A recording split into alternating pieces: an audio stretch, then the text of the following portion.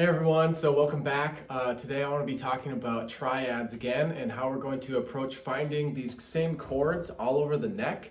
But this time I'm going to be talking about finding them in more of like a horizontal approach, so across the fretboard, instead of building up the neck vertically, right? More into like a position type of approach. So just to recap my last video real quick, we did the vertical approach, and what we did is we took a C major triad on the first string set, so we had it right here. Right, and what we did is we dropped the highest tone, and then you find that same tone on the next string, and you just continue that. So if you haven't seen that yet, just go back to that video and watch that first. And now what we're going to do, again, is we're just going to move it this way so that we can find it everywhere. So we have to use that same type of approach with the vertical way, where Now we started with the root position, right? So with the C major chord, I have the root, the C note right here, 5th fret on the G string. And then I have my major third, my E note on the B string, 5th fret. And then I have the 5th of the triad on 3rd fret on the high E, right? That's a G note. So to move it this way, I want to stay on the same string set, meaning the same 3 strings that I'm on right now. So I'm using the 1st, 2nd, and 3rd string. We're going to stay here for a little bit. So what I want you to do is go, okay, well, what's the next chord tone we can find on the fretboard moving this way, right? So if we're already on the root, starting on the root, our next chord tone would be the 3rd, right? So the 3rd of this chord is that E note. So we want to find that E note then on that 3rd string, okay? So that we can move up to the next position. So the E note then is on the 9th fret of the G string, right? So that's the 3rd of the chord. So we still need the root and the 5th, right? So the 2 notes we need now are C and G, okay? So where we can find those, you guys have probably played this shape a million times. We have the G right here on the 8th fret on the B string. And then we have the C note on the 8th fret on the high E. So we get this little shape right here, right? So that's E, G, and C. So it's the same 3 notes that we had down here, just in a different order. Now, since the 3rd of the triad, right, the 3rd of the chord is the lowest sounding tone we have, we would call this the 1st inversion. Okay, so when you hear people talk about these inversion names, that's what this means. So the root position, right down here, would mean that the root is the lowest sounding tone. And then when we move to the 3rd of the chord, being the lowest sounding tone, that would put it in 1st inversion. So now we can use that same vertical approach we did before, just in this position, right? So now to find all of that stuff up in this area, we would just drop that highest tone, which right now is the C note, right? So I drop that high note, which is a C, and I come and find it on that next string above, right? Vertically above. So we dropped that C, kept the other 2, and we found the C on the next string, and that's how we get this shape. Right? So now we just keep that approach going. So now our highest tone is the G note, so we drop it, okay, keep the other 2, and we find the G on the next string, which is right here. So now we get this. Right? And again, one last time for the last string set, we drop our highest tone, which in this case is that E note. So we drop the E, and we keep the other 2, and then we find the E on the next string, which is right there. So I get this. This is how a lot of people play with this little bar right here. You could use a separate finger for each note, so if you want to. You could probably do it like this, where I'm doing like pinky, 1st, 2nd finger. Totally up to you. So now we can play through that whole position there. And back. It's all the same chord, same 3 notes, just different inversions, right?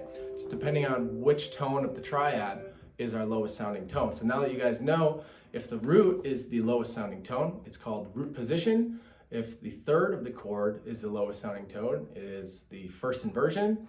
And if the 5th of the chord is the lowest sounding tone, it's 2nd inversion, right? So from there, we just take that same approach. We just have to move it up to the last position here with the triad. So we're going to have 3 areas we can cover here.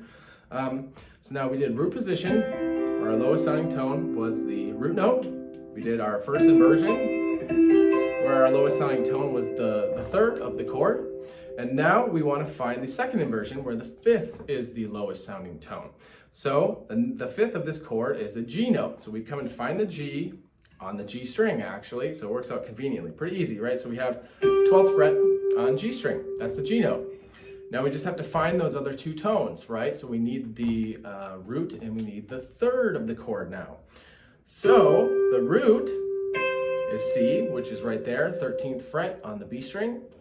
And then the third is the E note, which we'll find on the 12th fret on the E string. And I'm sure that this shape is looking very familiar, right? This is looking just like a D chord, right? Like a cowboy chord.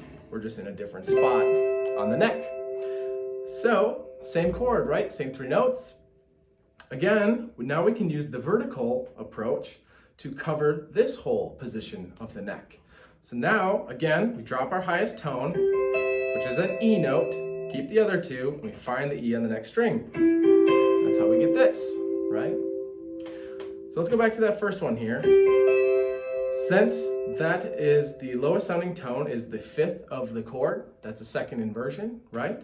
But as we brought it up to the next string set, the third is the lowest sounding tone. So that would be a first inversion, okay? And then to keep this going, again, drop that highest tone, which is now C, the root.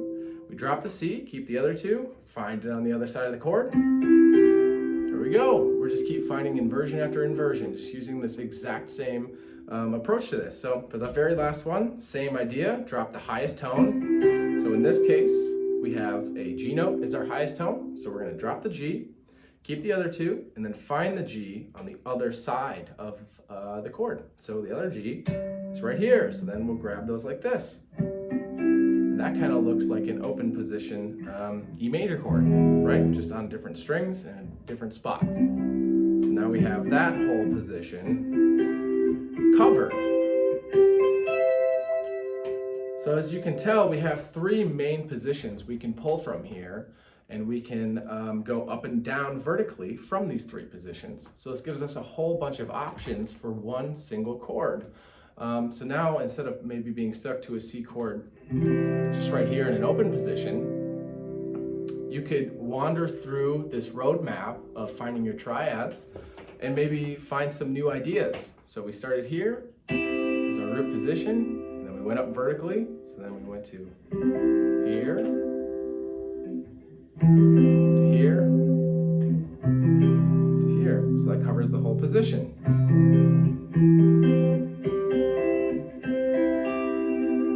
We went to the next part of the neck, which we already covered. I'm just kind of running through these so you can hear them. You can follow along if you so choose. So now I'm going to go back up vertically through the position.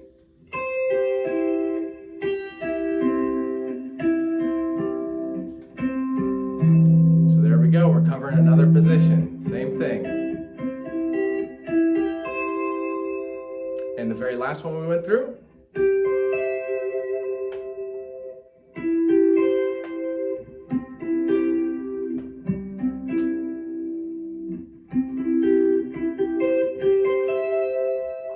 So these are all the same chord, right? Just different inversions in different areas of the neck.